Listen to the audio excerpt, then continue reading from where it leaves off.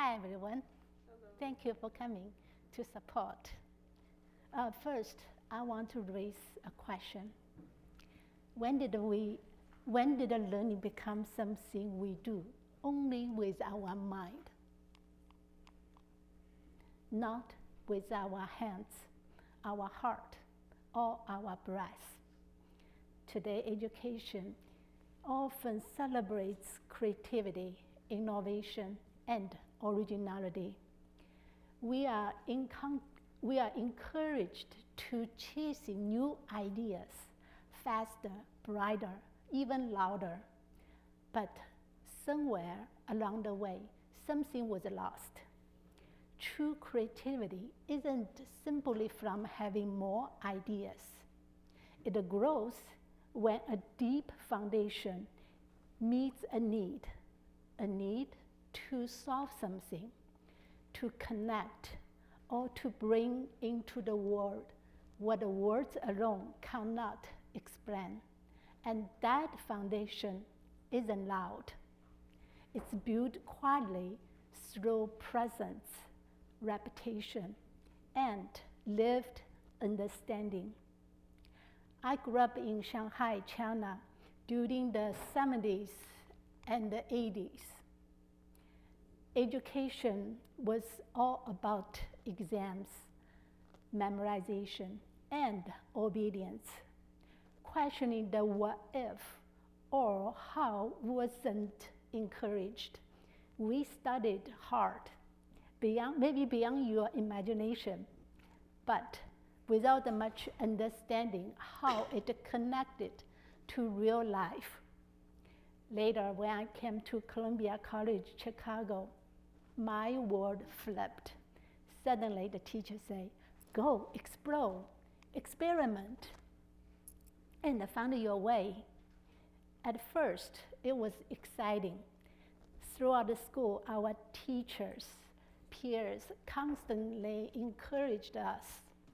I was proud to receive the Fashion Columbia Award 2 years in a row.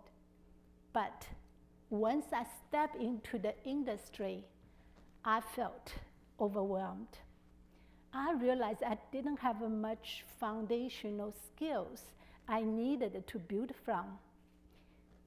Years later, in 2007, when I returned to Shanghai to teach fashion design at one of the top fashion schools there, I noticed something.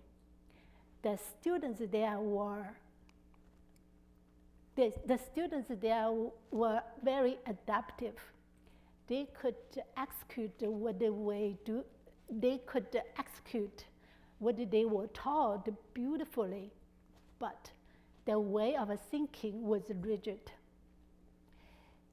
They don't like to try something new, to step outside of their comfort zone because of the fear of failure. So I needed to help them to see and experimenting things a little differently. Once they broke through the barrier, their creativity bloomed. Just a semester, many created marvelous original work they hadn't imagined possible before. And when I taught at the Rhode Island School of Design pre-college program, it was opposite. The students had endless ideas, wild, creative, and free, but there was not much foundation in their hands. Many of their ideas stayed floating, unable to take into real shape. I reflected back my own journey. After I accepted teaching offer, I flipped through my old class notes from Columbia. I realized how much I missed. The basics were there somewhere, but without the intentional daily practice, they never took root. We are all familiar with that phrase, what we learn in a classroom stays in the classroom. Without the repetition, reflection, and lived practice, knowledge, faith. In these places, China, Colombia, and RISD, I saw the same longing, a need to connect the freedom with structure, creativity with craftsmanship, vision with the steady, living skills to bring it into form. After 15 years working in Shanghai, I returned to the States at the end of 2021, in the midst of the pandemic. I think we all remember that time. The world had slowed to a near standstill. For months, I stayed at a friend's house, observing the life around me and trying to make sense what the life was asking of me next. In the spring of 2022, a door opened, an invitation to teach at the RISD's pre-college program. I stepped through it with hope, but over time, a nagging question grows stronger inside me. Where does creative focused learning lead when there's a limited understanding of a needed foundation? So in 2023, I began to build a course focusing on building the foundation. There was no marketing strategy, no careful plotted study, only instinct, experience, and a certainty that this what was worth creating. Through teaching, creating, and reflecting, I began to see learning a little differently. Learning for us isn't a passive data storage.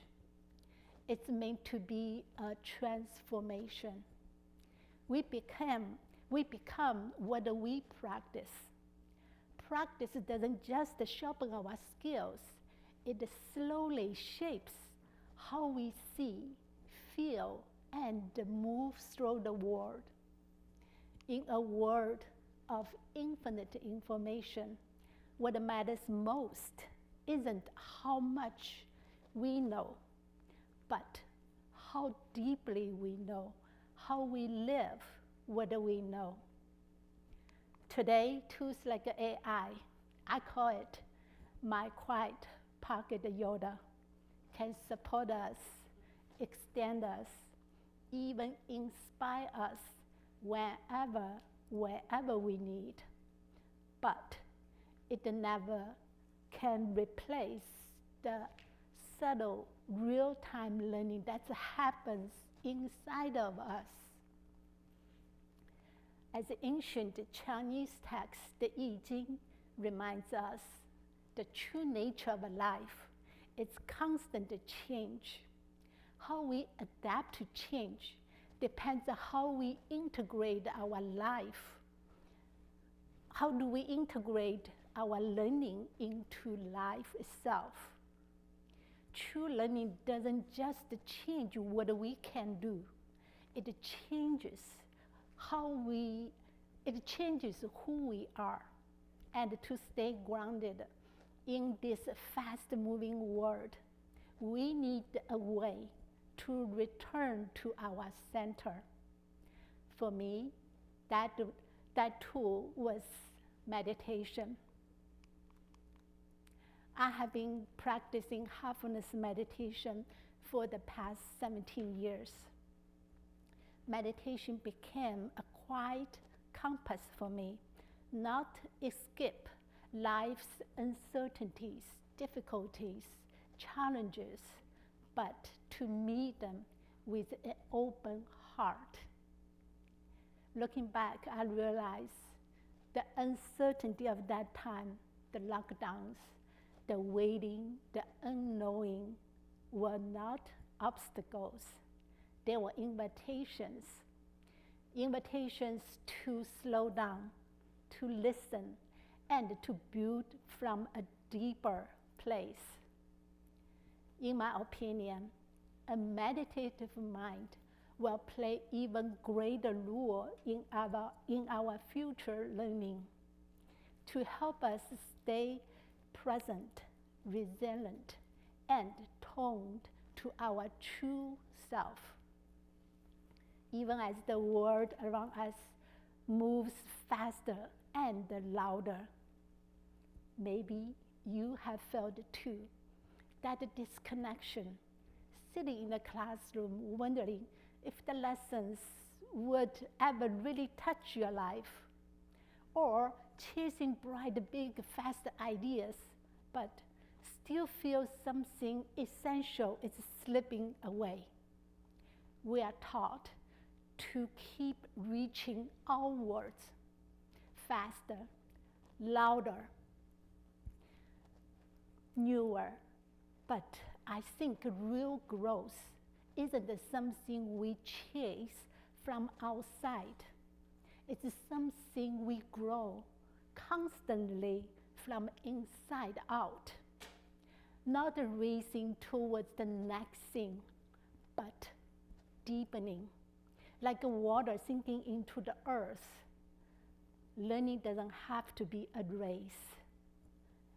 We were never meant to learn from the neck up. We are meant to learn from the heart out. As I remember, when I was very young, my father often told us life itself was seen as a classroom, a place where every moment could teach us. And now I start to understand what he meant. Real learning was never meant to stay in the mind alone. It was meant to live in the hands, in the heart, and in our breath. From there, we can shape ourselves. Thank you.